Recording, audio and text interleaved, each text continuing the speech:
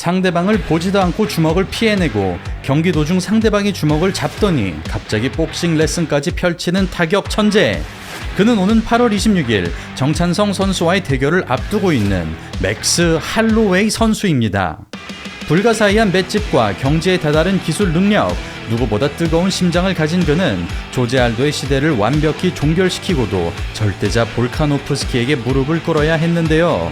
과연 그의 끝없는 여정에는 어떤 일들이 있었는지 오늘 영상에서 알아보겠습니다. 시청자 여러분 안녕하십니까? 격투기 유튜버이자 해설위원으로 활동 중인 저는 차도르입니다. 투기 종목, 다시 말해 싸움과 관련된 스포츠를 좋아하신다면 저희 차도르 채널 구독하기 잊지 말아 주십시오. 1991년 12월 4일 하와이 호놀룰루에서 태어난 맥스 할로웨이. 그의 몸에 새겨진 트라이벌 문신을 보면 알 수 있듯이 그는 하와이 원주민과 사모아 혈통이며 그가 나고 자란 와이아나에라는 지역은 인구 중 30%가 빈곤층으로 학생들의 패싸움이 문화로 자리 잡았을 만큼 질이 나쁜 동네라고 합니다. 심지어 할로웨이는 가정 환경마저 최악이었는데요. 마약 중독자인 아버지는 매일같이 폭력을 휘둘렀고 어머니마저 마약에 중독되면서 재활원에 들어가게 되었죠. 급기야 11살 무렵 아버지가 집을 나가버리면서 남겨진 형제들은 조부모님 곁에서 지내게 되었는데요. 다행히도 극진한 사랑과 교육을 받은 할로웨이는 특별한 문제 없이 자랄 수 있었습니다. 할로웨이가 격투기를 시작한 건 우연한 계기였습니다. 어느 날 그는 킥복싱을 수련하던 친구를 따라 체육관에 놀러가게 되었고 스피드백을 치던 도중 코치의 눈에 띄어 스파링을 하게 되었죠. 당시 아무것도 배우지 않았던 할로웨이는 잼만 맞다가 내려올 수밖에 없었지만 코치는 대체 선수가 필요하다며 아마추어 경기에 출전할 것을 제안했는데요. 평소 K1을 좋아하던 할로웨이는 공짜로 킥복싱 대회를 볼 수 있다는 생각에 이를 수락했고 고작 사흘 동안 수련한 뒤 시합에서 승리를 거두었습니다. 이 말도 안 되는 결과에 스스로도 놀랐는지 학교에서 K1 선수가 될 거라며 소리쳤다는 할로웨이. 당시 만 16살이었던 그는 이때부터 본격적으로 운동을 시작했고 이후 하와이 대표 파이터인 BJ 펜의 존재를 알게 되면서 킥복싱 대신 MMA를 하기로 마음을 먹습니다. 그리고 고등학교를 졸업할 때까지 아마추어 전적 4승 0패를 기록한 할로웨이는 2010년 하와이 단체인 X1을 통해서 프로 선수로 데뷔하게 됩니다. 첫 경기부터 특유의 공격성을 발휘하여 난타전을 걸던 할로웨이는 단단한 맷집과 볼륨 펀치로 타격전을 압도하고 그래플링 역시 안정된 기량을 보여주며 판정 승리를 따냅니다. 이어지는 경기에서 전진 일변도의 배짱 있는 플레이로 1라운드 KO를 만들어낸 할로웨이. 그는 겨우 3전 만에 X1 라이트급 타이틀에 도전하고 5분 5라운드 시합에서 챔피언에 오릅니다. 그 뒤 1승을 추가한 할로웨이는 바로 UFC에 부름을 받는데요. 이때 그의 나이 20살. UFC 진출을 프로 데뷔 겨우 2년 만에 일궈낸 것이었으며 이때 기준으로 그는 UFC 최연소 파이터였습니다. 그러나 객관적으로 평가하자면 부족한 기술력을 투지로 메꾸는 타입으로 UFC에서 경쟁하기에는 아직 다듬어지지 않았던 할로웨이. 하필이면 그는 데뷔 전부터 더스틴 포이리에를 상대하고 그라운드에서 완벽하게 제압당하며 첫 패배를 맞이합니다. 그리고 4개월 만에 출전한 할로웨이는 무언가를 깨닫기라도 했다는 듯이 발전된 기량으로 나타나는데요. 완전히 무르익지는 않았으나 스탠스 전환과 각을 먹는 스텝, 정확하고도 간결한 펀치로 아웃파이팅을 펼치던 그는 테이크다운을 모조리 막아내며 시종일관 경기를 지배하고 트랜지션과 워킹 스텝으로 거리를 좁히는 등 앞서 있는 개념을 보여주며 왠지 큰 사고를 낼 것 같은 인상을 남깁니다. 다음 시합에서 앞손으로 가드를 올리게 만든 다음 바디샷을 터뜨리며 승리를 거머쥔 할로웨이.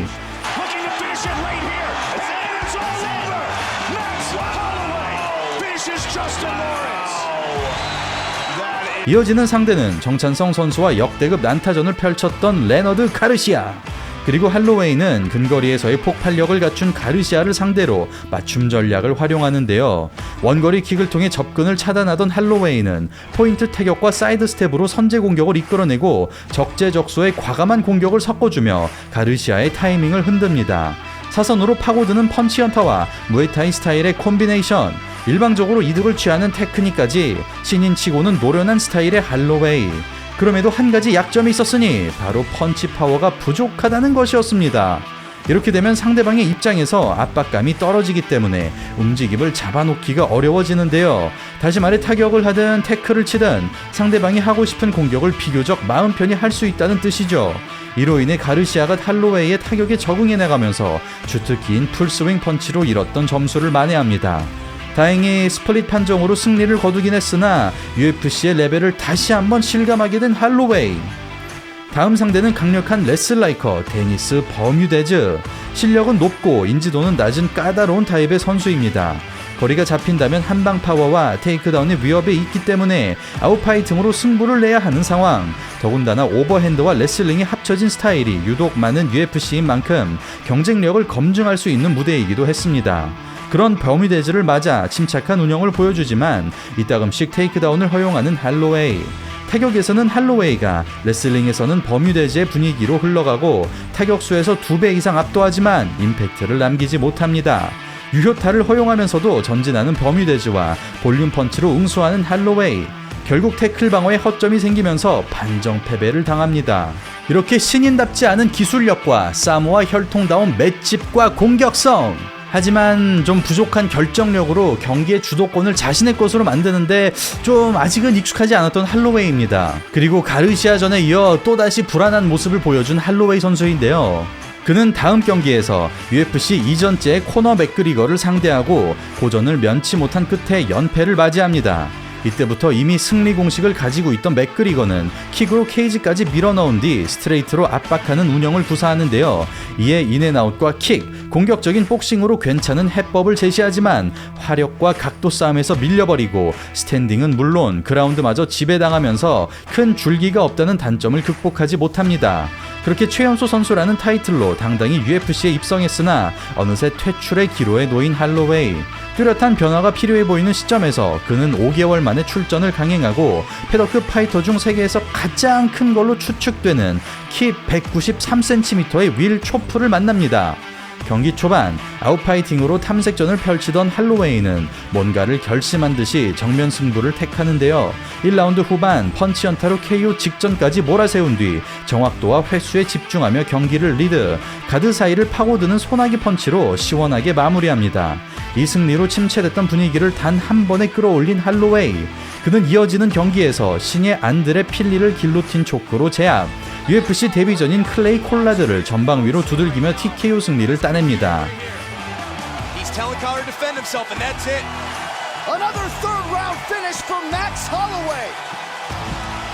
그 뒤 아키라 코라사니를 감각적으로 백스텝 카운터로 침몰시키며 2014년에만 4연승을 달성해낸 할로웨이.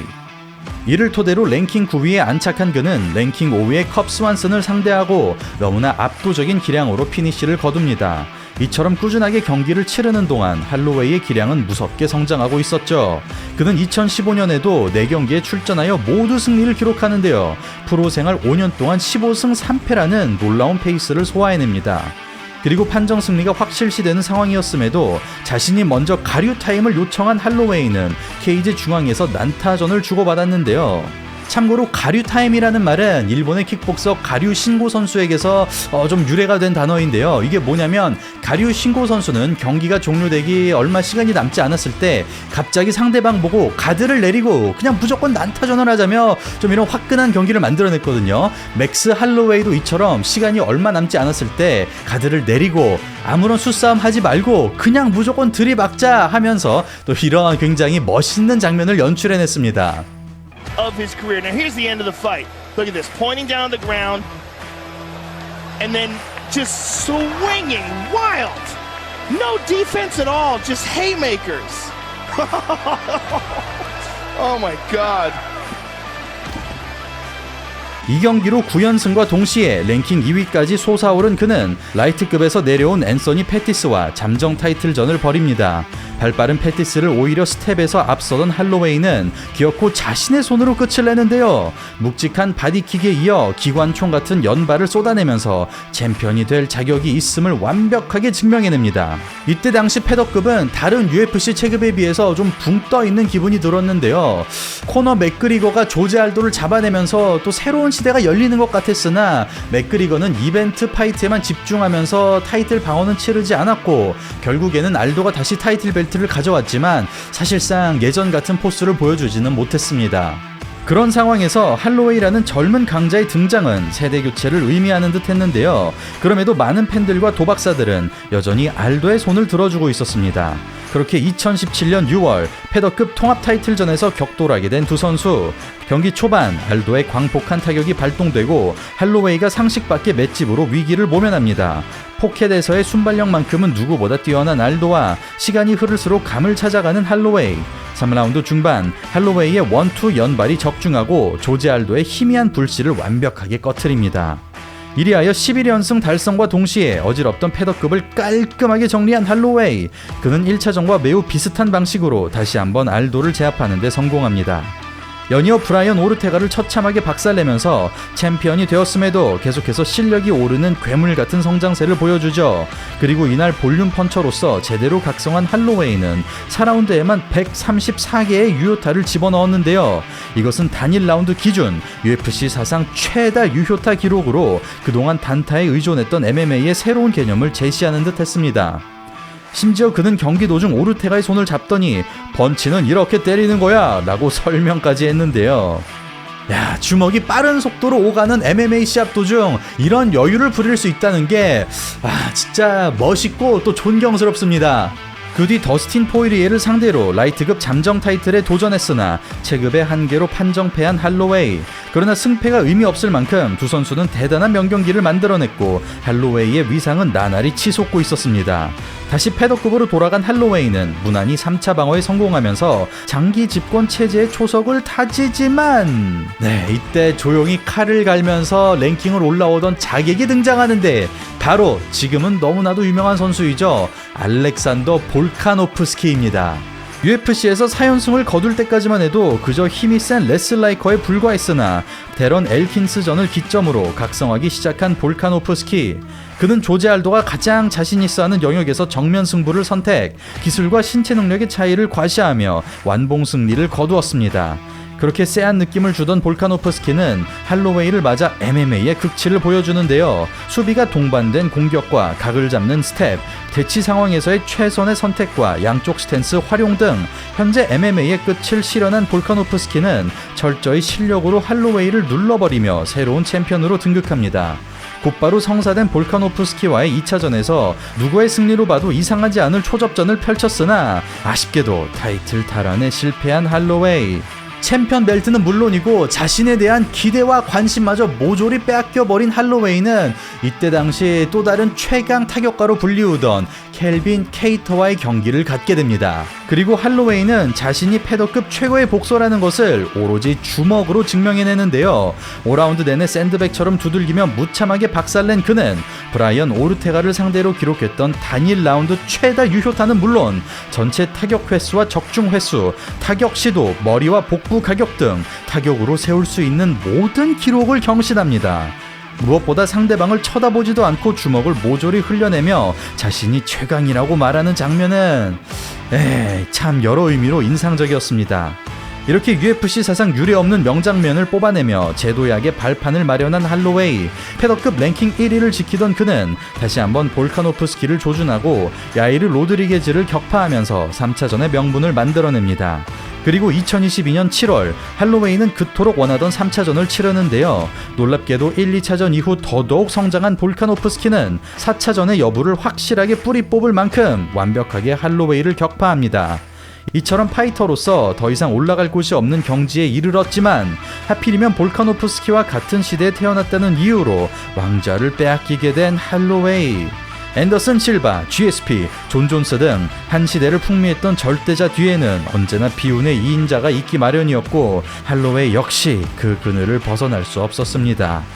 제가 좋아하는 삼국지로 비유하자면 딱 제갈량과 주유의 관계인 것 같습니다.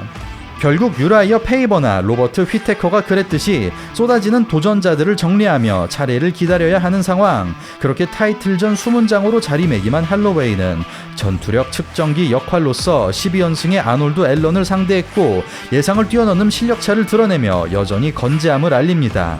그리고 오는 2023년 8월 26일 대한민국 팬들은 물론 전세계 격투기 팬들의 가슴을 울릴 만한 참 이런 낭만의 경기를 치르게 됐는데요. 바로 자신과 같은 시기에 활동한 선수 중 유일하게 남아있는 레전드 파이터, 대한민국의 코리안 좀비 정찬성 선수와의 경기입니다. 파이팅 스타일부터 체격 조건 그리고 스타성까지 참 여러모로 비슷한 부분이 많은 두 선수인데요. 이 두 선수의 경기가 열리면 진짜 승패를 떠나서 너무나도 볼거리가 많은 화려한 경기가 될 것으로 예상됩니다. 그리고 이거는 뭐 비공식적인 이야기이긴 하지만 아마도 이 경기의 승자는 볼카노프스키와의 경기가 또다시 잡히지 않을까 많이들 예측을 하고 있는데요. 그만큼 지금 패더급 랭킹을 완전히 정리한 맥스 할로웨이이기 때문에 만약에 정찬성 선수가 이 경기를 이긴다면 볼카노프스키와 또 한 번 싸울 가능성도 충분히 열린다고 저는 개인적으로 생각을 하고 있습니다. 자, 아무튼 너무나도 결과가 궁금한 오는 8월 26일의 경기 함께 기대해보며 오늘 방송은 여기서 이만 마치도록 하겠습니다. 이상 차도리였습니다. 감사합니다.